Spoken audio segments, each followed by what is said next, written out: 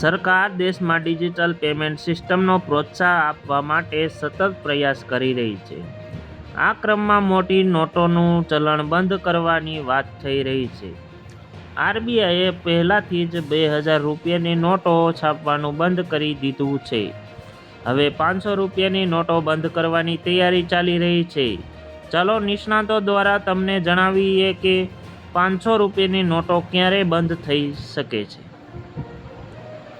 Banking નિષ્ણાત અક્ષરની રાણાના તમે આરબીઆઈની સંમતિ પછી સરકાર માર્ચ 2026 પછી 500 રૂપિયાનું નોટ બંધ કરી શકે છે. મોટી નોટોનું ચલણ ઘટાડવા માટે આરબીઆઈ દ્વારા પહેલાથી જ પગલાં લેવામાં આવ્યા છે.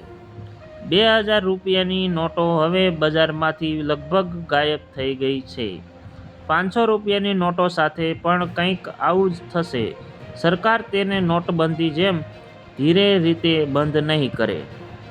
નિષ્ણાતોના તમે આરબીઆઈની પહેલા બેન્કો એટીએમમાં અન્ય નાણાં વ્યવહારોમાં 100 અને 200 રૂપિયાની નાની નોટોનું પરિભ્રમણ વધારવાનો નિર્દેશ આપી શકે છે. તે પછી તેના વિશે જાહેરાત કરી શકાય છે.